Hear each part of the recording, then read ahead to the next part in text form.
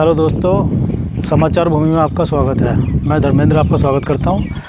तो आज हम दिल्ली से आ गए हैं करीब 50 किलोमीटर दूर, और आज हम आपको एक रिपोर्ट दिखाने वाले हैं जो तालाबों के ऊपर। आपको मालूम है कि भारत में पानी की एक समस्या जो है वो बढ़ती जा रही है, और तालाबों के ऊपर जो दिल्ली में भी आपने कई रिपोर्टें पढ़ी होंगी कि दिल्ली में भी जितने भी तालाब हैं, जो पुराने जो स्रोत थे तालाबों के, वो सारे सूखते जा रहे हैं।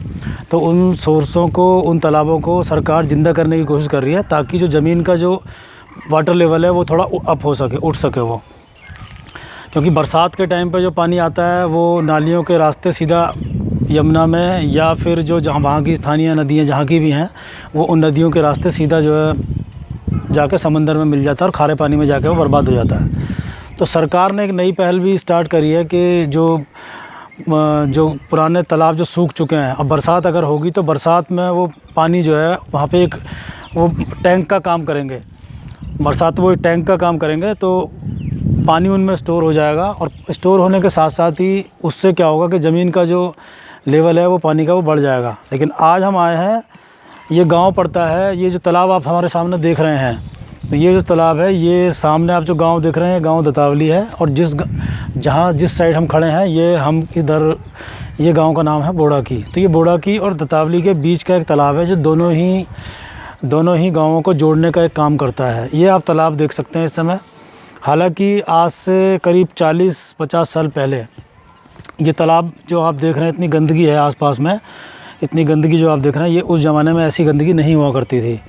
आज आप देख सकते हैं कि ये जो पानी के ऊपर जो ये घास होगा, ये जंगली घास है, ये शोक समंदर भी यहाँ पे इसको कहा जाता है।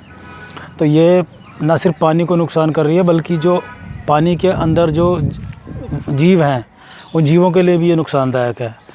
और ये पानी को आप इस समय देख सकते हैं, ये कितना गंदा पानी है। आजकल क्या हो गया कि पहले किसी ज़माने में लोग अपने मवेशी और इनको नहलाने के लिए भी इस पानी का इस्तेमाल करते थे, इन तालाबों के अंदर घुस जाया करते थे, और भी कई कामों में पानी, खेती के लिए ये पानी यूज़ होता था। लेकिन आज के टाइम में ये पानी काफ़ी गंदा हो चुका है, और गंदा होने के साथ साथ, गंदा होने की वजह यह है कि जो पानी का जो गाँव का जो स्ट्रक्चर है हमारे बना हुआ है, उत्तर प्रदेश की हम बात कर रहे हैं इस टाइम पे।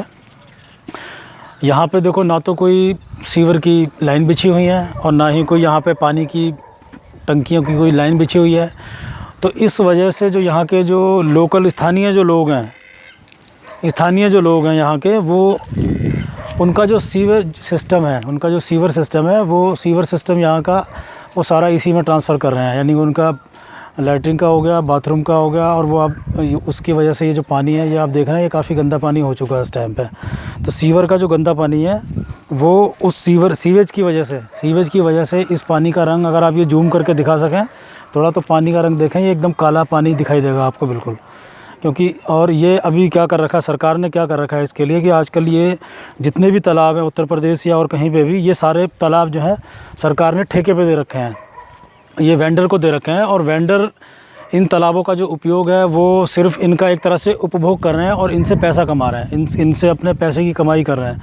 वो इसमें मछलियों के बच्चे ला के छोड़ देते हैं, और इसमें मछलियाँ होती हैं, और उन मछलियों को वो ले जाके बाज़ार में बेचते हैं। मगर इनकी साफ़ सफाई की तरफ उनका कोई ध्यान नहीं है, वो सिर्फ इनका उपभोग कर रहे हैं। और गाँव के जो आसपास जो निवासी आप देख रहे हैं, इन जो गाँव के निवासियों को उतना कुछ खास फ़ायदा नहीं मिल पा रहा है, क्योंकि वो आते हैं, अपना मछली वगैरह निकालते हैं और चले जाते हैं। कभी कभार वो इसकी सफाई करते हैं, जैसे कि अब आप देख रहे हैं, चारों तरफ कूड़ा है, और यहाँ घास बिछी हुई है, आडंबर लगा हुआ है, देखो कूड़ों का।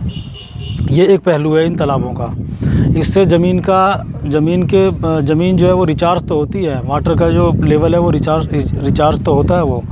लेकिन रिचार्ज होने के साथ साथ एक चीज़ और भी है कि गांव वालों की भी कुछ समस्याएं इसमें हैं। जैसे गांव वालों के मवेशी हैं, वो इसमें घुस जाते हैं, कई बार उनके मरने का ख़तरा रहता है।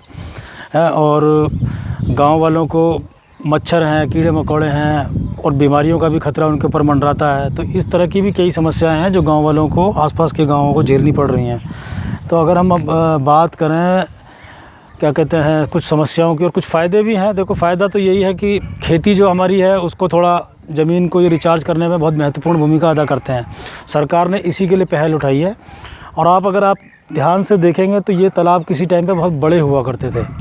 ये तालाब अब सिमट के बहुत छोटे हो गए हैं, क्योंकि कुछ तो लोगों ने इनके ऊपर मिट्टी वगैरह डाल के और कुछ एरिया इनका कैप्चर कर लिया है। कैप्चर करने की वजह से भी ये तालाब का जो स्वरूप है ये छोटा हो गया है। अच्छा, एक दूसरी समस्या ये है कि इस पानी की कहीं निकासी नहीं है। ये पानी पहले क्या हुआ करता था, मैं आपको दिखाता हूँ, कैमरामैन से मैं कहूँगा कि वो थोड़ा सा दिखाएं। पहले इधर की तरफ एक नहर बहती है, वो आज भी नहर बहती है इधर, तो वो नहर पीछे से आती है। तो वो नहर का पानी ओवरफ्लो होता था और ओवरफ्लो होने के बाद वो पानी इस तालाब को आता था और इसको क्लियर करता हुआ चला जाता था। तो ये जिससे कि ये पानी जो है साफ़ हो जाया करता था। लेकिन अब वो ओवरफ्लो नहीं करती है जो नहर है, ना तो वहाँ से पानी आता है, और बरसात के टाइम पे इसका पानी और बढ़ जाता है और पानी का जो है निकासी ही नहीं है। सबसे बड़ी समस्या ये है। तो इसीलिए ये इतना गंदा पानी जो आप देखने को मिल रहा है ना, जो आपको, ये इसी वजह से है।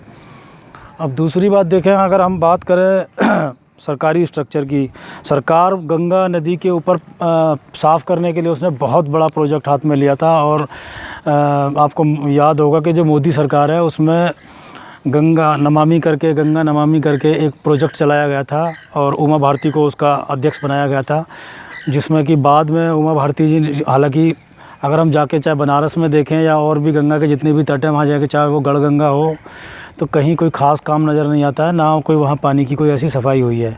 तो ये तो गांव का एक छोटा सा तालाब है। इन तालाबों की शुरू से ही एक बहुत महत्वपूर्ण भूमिका ये गांव के सोर्सों में अदा करते आए हैं। आज से नहीं, ये बरसों से ऐसा होता आया है। अब हम यहाँ से हट के थोड़ा सा चलते हैं बंगाल की तरफ।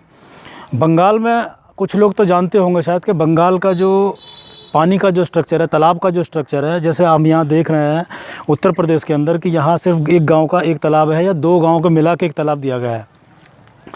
लेकिन अगर हम बंगाल में जाएं और ख़ास तौर पे जो जितना भी हमारा बंगाल का जो एरिया है वहाँ पे अगर हम जाएंगे तो वहाँ घर घर के अपने तालाब हैं। उन घर अगर आप जाएंगे तो वहाँ हर घर के लोगों के साथ तालाब, इतने तालाब हैं वहाँ, इतना पानी का स्ट्रक्चर ज़बरदस्त है वहाँ के लोग उस पानी को आज भी उसमें नहाना धोना और यूज़ भी करते हैं उसको, और उसी के अंदर वो मछली पालन करते हैं और वो उसको मछली को अपने घर के घरेलू यूज़ में लेते हैं वो। जबकि यहाँ जो उत्तर प्रदेश के अंदर है, सरकार ने इन तालाबों को ठेकेदारी के अंदर दे दिया है। और ठेकेदारी में देने की वजह से ठेकेदार सिर्फ इनका एक तरह से उपभोग कर रहे हैं और एक अपनी आर्थिक जो है एक मतलब पैसा कमा रहे हैं वो। लेकिन कोई ऐसा नहीं है कि कोई इनकी साफ़ सफाई या कुछ ऐसी कोई व्यवस्था नहीं है।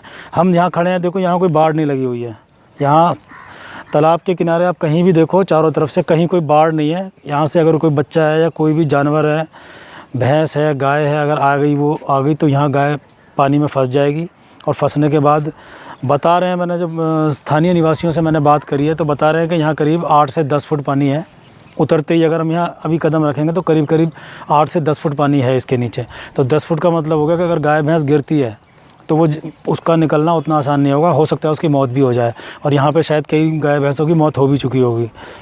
तो ये सब जो है सरकार को इस तरफ थोड़ा सा ध्यान देना चाहिए कि इनकी भी व्यवस्था करनी चाहिए इस तरीके से कि सरकार जो है इस तरीके से इनका थोड़ी देख रेख भी करे। बेशक हाँ ठीक है, अगर किसी को आप ठेकेदारी में दे रहे हो तो वो पैसा कमाए, लेकिन इनका ध्यान भी रखे, वो उन चीज़ों का थोड़ा ध्यान भी रखे। तो ये भी एक सरकार की जिम्मेवारी बन जाती है।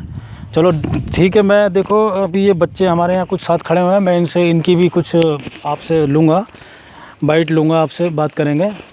आओ बेटा, आओ जरा, आप बात करेंगे, आओ, अरे आओ आ जाओ, क्यों शर्मा रहे हो, आओ बताओ। अरे यहाँ ले दो, आजा